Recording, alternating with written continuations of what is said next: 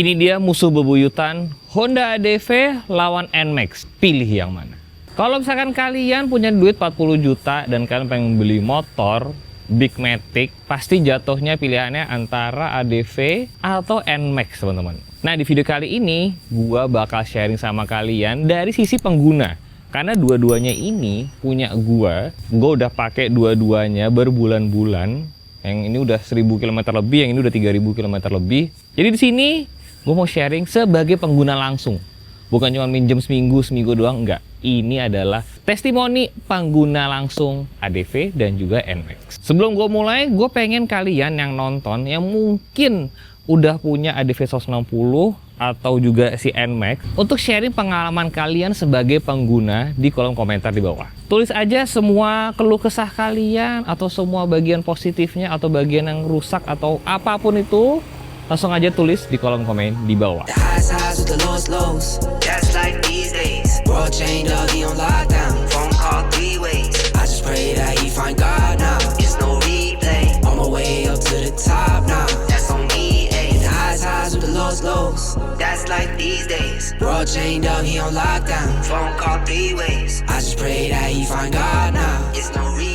Kita bahas dari desainnya. ADV lawan NMAX Turbo. Kalau secara overall desain, sebenarnya desainnya lebih seger yang NMAX Turbo.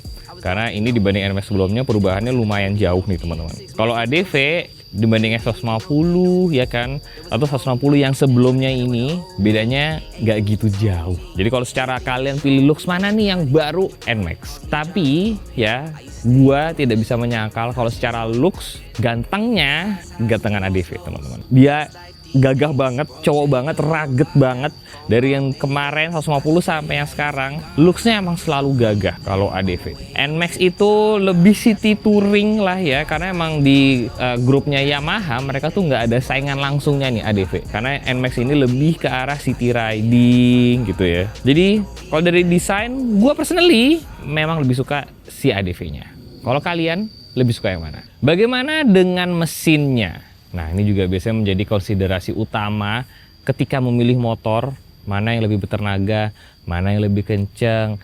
Ada yang penting banget, mana yang top speednya lebih tinggi. Kalau dari pengalaman gue pribadi, masing-masing ini punya kelebihan, punya kekurangannya. Pertama kita bahas dari tenaga dulu ya, dari secara horsepower. Kalau dari secara horsepower, sebenarnya dua-duanya ini motornya tuh mirip-mirip aja teman-tean. 155 cc, 160 cc, nggak gitu beda jauh. Jadi kalau secara tenaga, mirip-mirip aja. Berikutnya, secara konsumsi BBM. Kalau secara konsumsi BBM, yang gua rasakan di kedua motor ini juga sebenarnya tidak begitu beda jauh. Masih 130-an ke atas ya kan, 135, 133. Di ADV juga segitu, di NMAX juga segitu teman-teman. Jadi kalau ngomongin irit ya, kalau emang kalian harus punya motor irit, ya saran gue sebenarnya beli motor yang 125 cc aja. Di kategori motor ini udah rata-rata 130-an ke atas, 140 paling irit kira-kira segitu teman-teman. Cuman perbedaan banget nih yang bisa dirasakan langsung adalah tangki bensin, teman-teman. Kalau tangki bensinnya NMAX itu sekitar 7 liter, teman-teman. Kalau di ADV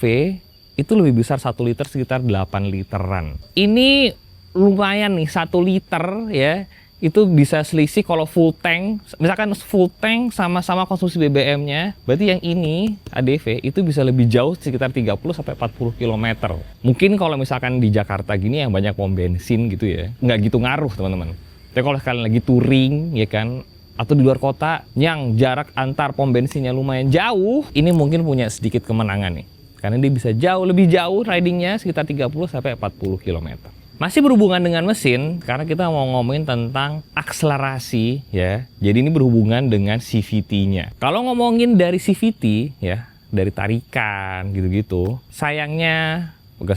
gua berpihak kepada NMAX turbonya dengan teknologi YE CVT-nya, teman-teman. Jadi mungkin kalau secara tenaga dua-duanya mirip nih ya. Tapi secara akselerasi, gue tidak bisa menyangkal kalau YE CVT-nya ini kepake banget, teman-teman. Terlebih ketika touring jarak jauh, ya kan, mau nyalip turunan tanjakan. Kelebihan dari YE CVT-nya ini, misalkan lagi touring nih, kekurangannya motor Matic itu apa sih? Nggak ada engine brake. Jadi kalian harus selalu pakai rem. Tapi dengan adanya YE CVT, itu bisa ngebantuin dengan engine brake yang ada dari NMAX turbonya. Jadi itu mengurangi beban di remnya. Begitu juga mau nyalip. Kalau mau nyalip kan tinggal kick down atau turunin gigi itu ngebantu banget untuk menambah akselerasi ketika menyalip, teman-teman. Cuman kekurangannya adalah CVT-nya ini nggak bisa diutak-atik ya. Jadi cuma bisa diutak-atik kalau nggak salah pernya doang. Tapi roller, apapun lainnya itu nggak bisa diutak-atik, teman-teman. Jadi kalau saya kalian pengen modif, ya kirian, memang ADV ini jawabannya. CVT-nya masih CVT konvensional, yang kalian bisa ganti rollernya, ganti mangkoknya, ya kan, kampasnya. Ini memang bisa diutak-atik. Apakah nih ADV 160 yang udah diutak-atik kiriannya bisa menyaingi akselerasi ataupun engine brake dari Yamaha NMAX Turbo dengan YE CVT-nya? Menurut gue belum, teman-teman. Jadi memang sensasi ganti giginya, setidaknya engine brake dan juga buat nyalip, itu si NMAX Turbonya masih lebih unggul dibandingkan dengan ADV 160-nya.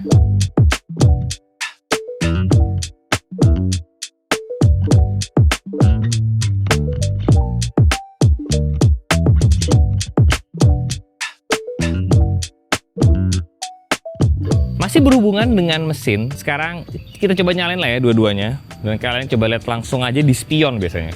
Pertanda nih, apakah getar apa enggak. Kita coba dari NMAX-nya ya. Getarnya segitu lah ya, kira-kira.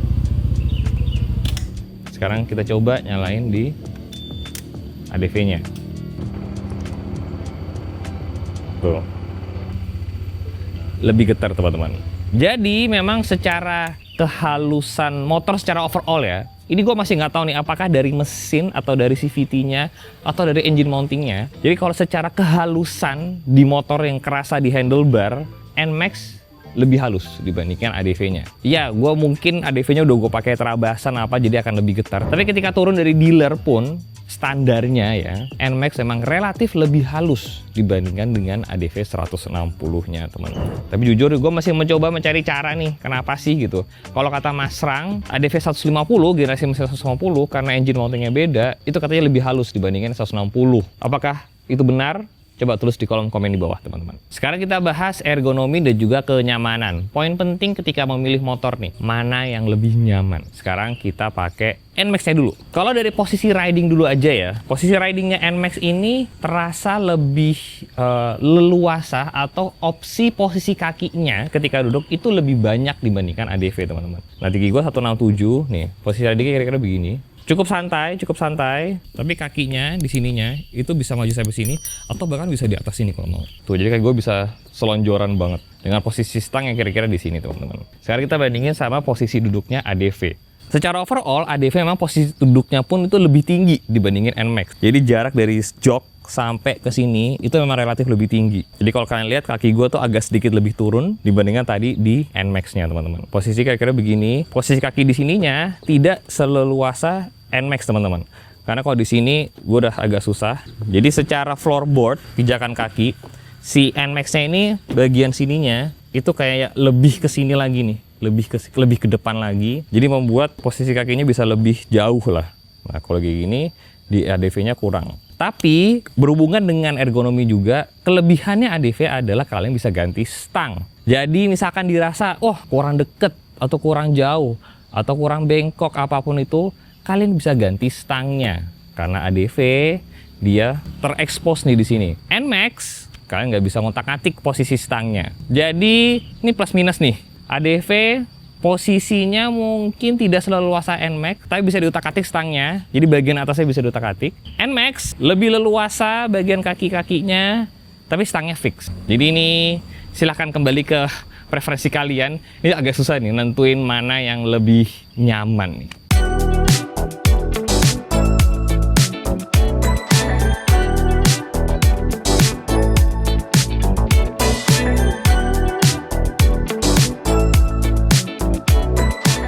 Sekarang kita harus ngomongin kenyamanan. Nah, kenyamanan ini menurut gue pribadi kalau di motor matic kayak begini tuh kombinasi antara suspensi dan juga jok, teman-teman. Mana nih yang lebih nyaman? Ini juga susah dijawabnya, gue bingung dijawabnya, teman-teman. Oke, dari NMAX, secara suspensi dia nyaman, secara jok dia empuk, teman-teman. Jadi kalau misalkan ngomongin standar dari pabrik ya, ini karena gue udah diganti sih. Secara suspensi dia oke, secara jok dia juga nyaman. Nah, ADV teman-teman, secara suspensi dia lebih nyaman menurut gue. Secara standar dia lebih nyaman dibandingin NMAX. Tapi secara jok standarnya ADV itu nauzubillah kerasnya teman-teman. Kayak tipis banget foamnya. Makanya gue jujur bingung ya, mau kalau ditanya nyaman mana, gue agak bingung jawabnya. Karena ADV suspensi nyaman, joknya keras. NMAX joknya nyaman, tapi suspensinya tidak senyaman ADV. Jadi ini di satu poin yang mana gue masih agak bingung ya. Jadi ini silahkan kalian pertimbangkan sendiri atau tulis pengalaman kalian ya. Dua-duanya bisa sih diutak-atik sebenarnya. Suspensinya bisa, ya kan, joknya bisa, tapi ya ini kita ngomongin keluaran dari pabrik teman-teman. Bahkan nih ketika gue udah ganti joknya aja, itu masih belum bisa senyaman joknya si NMAX standar teman-teman. Sekarang kita ngomongin tempat penyimpanan, storage bagasi antara ADV dengan NMAX. Nah ini juga poin yang sedikit membingungkan ya teman-teman. Tapi kita bahas dari NMAX-nya dulu. NMAX-nya ini ya secara kapasitas bagasi dia sama-sama 30 liter kayak ADV-nya. Cuman kalau kita buka teman-teman, 30 liternya NMAX kira-kira begini teman-teman. Dia itu relatif lebih lebar dibandingkan dengan ADV-nya. Jadi kalau secara bagasi kira-kira segini 30 liter. Ini sebagai kelinci percobaan, gue ada KYT Kyoto, masuk apa enggak? Oke gitu, nggak masuk.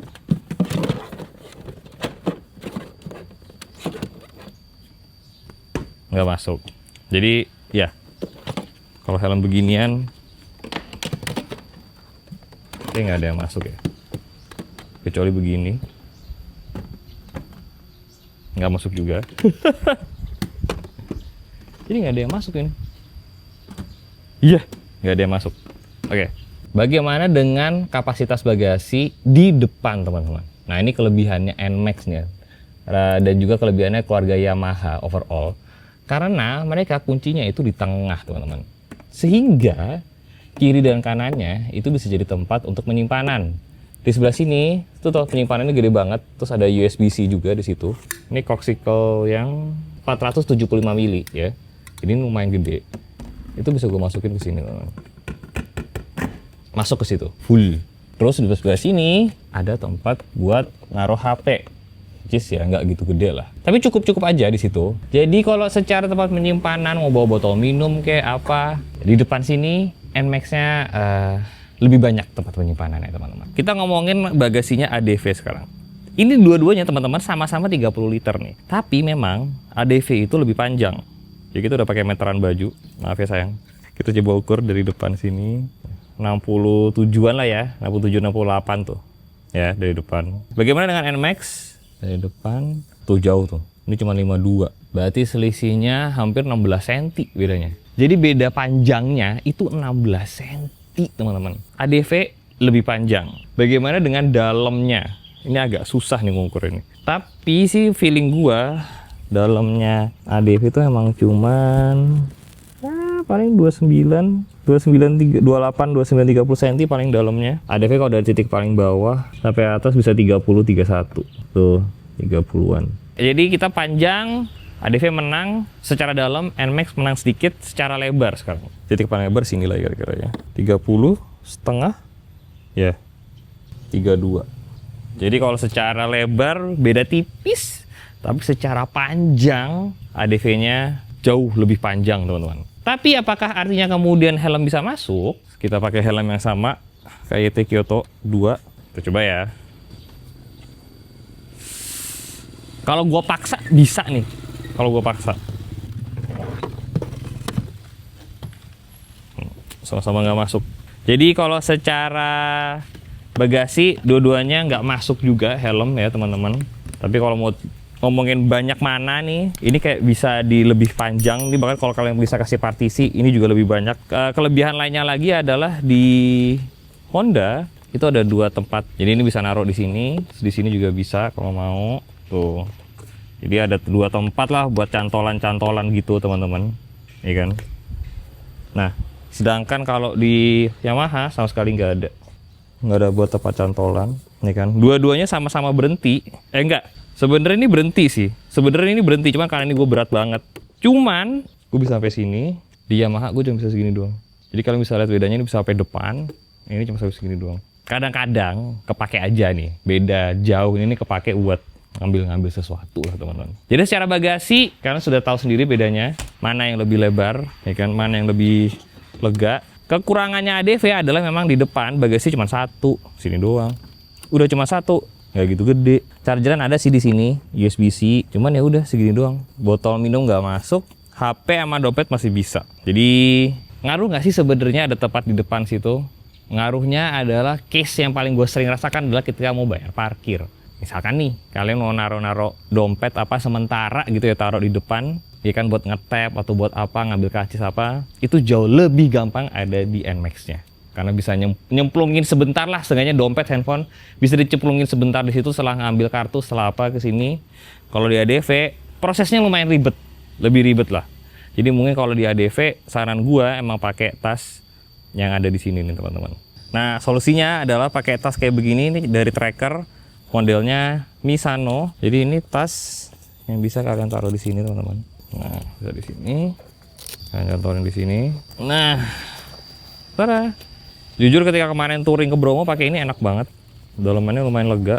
Naruh dompet, naruh HP, ya kan. Kalau kepengen, klik aja linknya. Langsung bisa belanja, bisa check out. Solusinya ADV karena kekurangan bagasi di depan.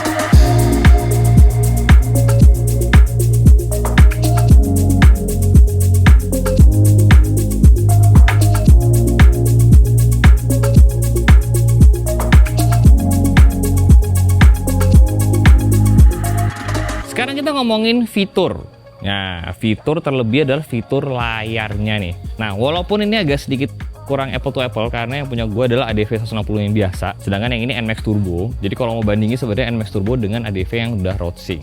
Tapi gue udah pernah pakai ADV road sync, PCX road sync, dan di sini gue mau share sama kalian mana nih yang lebih kepake sebenarnya. Kita bahas dari NMAX-nya dulu teman-teman. Jadi NMAX-nya itu basically punya dua layar teman-teman.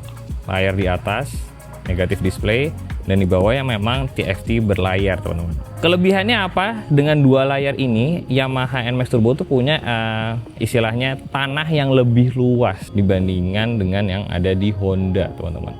Walaupun dua tapi lebih kecil-kecil. Kalau ngomongin soal maps di NMAX Turbo itu, dia harus connect ke HP juga, dan dia ini kekurangannya adalah maps-nya itu bukan Google Maps. Maps-nya itu adalah Garmin, yang mana kalian harus dari HP masukin alamatnya, dan dia tidak se-update Google Maps teman-teman, ya kan. Cuman kelebihannya adalah kalau kalian udah download Maps-nya, mau ada sinyal nggak ada sinyal, kalian tetap bisa pakai tuh. Jadi kelebihannya ada di situ teman-teman. Kelebihan lainnya lagi adalah karena dia tadi ada dua layar, yang di atas sama yang di bawah.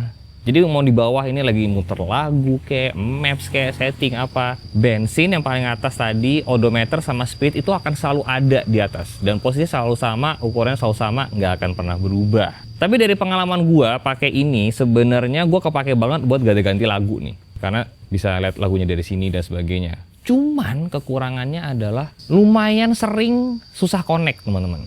Dari HP ke motornya itu bisa dibilang mungkin berapa? 30% sampai 40% itu gue selalu gagal connect. Nggak tahu kenapa ya. Jadi secara fitur gue suka ini sebenarnya di NMAX. Cuman kalau nggak bisa connect ke HP ya juga buat apa? Kalau di ADV yang road sync teman-teman, dari pengalaman gue, secara konektivitas ke HP itu jauh lebih cepat dan jauh lebih konsisten dibandingkan yang ada di NMAX Turbonya. Lebih kepake yang mana nih? Maps-nya kalau yang ada di ADV road sync itu pakai Google Maps. Jadi dia selalu update dibandingkan yang ada dipakai Garmin. Cuman kalau yang ada di ADV road sync itu maps-nya adalah turn by turn. Jadi bukan full maps kayak gitu teman-teman. Jadi kalian harus lebih belajar lagi make karena panahnya 30 meter lagi gitu. Nah kalau kalian tidak terbiasa seberapa jauh tuh 30 meter, nah kalian bisa ke skip tuh beloknya sebelah sini. Kemudian ada beberapa fitur atau informasi yang tidak kelihatan kalau misalnya kalian udah nyambung ke road sync-nya. Nah makanya kenapa akhirnya kalau di ADV gua personally gua pakai layar tambahan dari si Cigi, karena itu udah Apple CarPlay, jadi jauh lebih kepake ya kan, Maps-nya jadi jauh lebih bener. Jadi ini plus minus banget nih. Yang ADV kalau road sync jauh lebih gampang connect, tapi kalau secara buat nyetel lagu gitu-gitu gue lebih suka di NMAX. Secara Maps gue lebih suka di road sync, tapi kalau di NMAX-nya kalau nggak ada sinyal pun masih bisa dipakai. Jadi susah gue nentuin mana yang lebih bagus dari soal fitur. Jujur ini agak susah nih nentuinnya teman-teman. Kalau kalian pilih yang mana? Kalau ngomongin soal lampu, kalian bisa nonton video gue sebelumnya yang mana gue bahas kalau lampu secara standar dar standar, NMAX jauh menang ke mana-mana teman-teman. ADV itu lampunya lampu lilin beneran ya. Kecuali kalau udah di upgrade pakai Bull AS kayak punya gue tuh jadi jauh lebih terang. Tapi kalau ngomongin standar, NMAX menang kemana-mana dibandingin ADV-nya.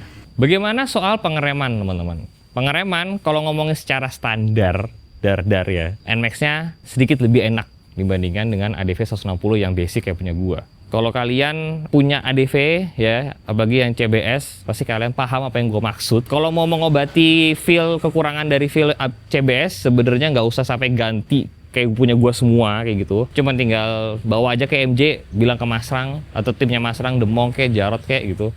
Bilang aja kayak, ini ada yang kurang enak nih gitu. CBS-nya dimatiin dong. Itu gampang banget.